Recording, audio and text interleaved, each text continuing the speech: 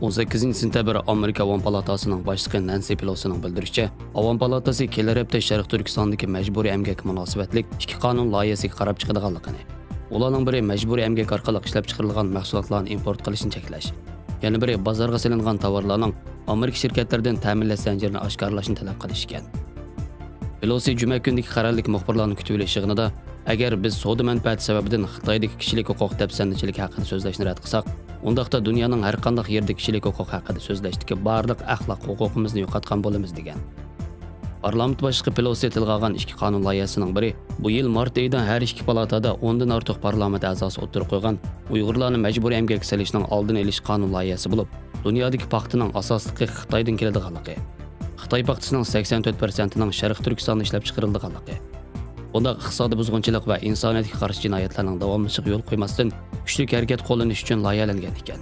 Bu qonun loyihasi Sharq Turkistondan barliq mahsulotlarning import qilinishini butunlay cheklaydi ekan.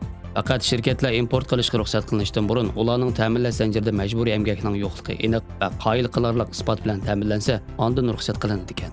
Lekin yangi qonun loyihasi Sharq Turkistonda ishlab chiqarilgan barliq mahsulotlarning majburiy emgak chetildiganligi uchun texnik mukammallashtirilgan ekan. Parlament a'zolari qarab chiqishga tegishli yana bir qonun loyihasi bo'lsa, majburiy Uyg'ur emgakchilarini oshkorlash qonuni bo'lib, bu mart oyida o'tirib qo'yilgan.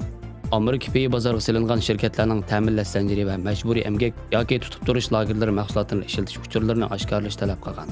Reuters agentligining xabariga qaraganda, Amerika tamojna xodimlarining bildirishicha, oldingi hafta dushanba kuni Amerika davlat bexatarlik ministerligi, tamojna va chegara qo'g'dash ministerligining Xitoy mahsulotlariga qarata 5 turlik import qilishni cheklash buyrug'i chiqargandan boshqa, yana butun Sharq Turkistonda ishlab chiqarilgan paxta mahsulotlari va pomidor qatorliq tovarlarni texnik keng ko'lamda cheklashga tayyorlik qilayotganligini, boshqarish doiralarining qonun analizi olib berayotganligini ta'kidlagan. Xitoyning Sharq Turkistonda keng ko'lamdagi yig'ib olish lageri qurib chiqishi va lagerdagi tutqunlarni majburiy emgak selishi xalqaro qattiq tanqidga uchramoqda. Amerika-Xitoy munosabati masalasi Amerika saylamining temasiga aylangan bo'lib, bu saylam Cumhuriyetchilar partiyasining prezidenti Trump bilan demokratchilarning raqibi Bayden o'rtasidagi talash tortish bo'la qolmay, parlamentning kontrolli huquqini belgilaydi ekan.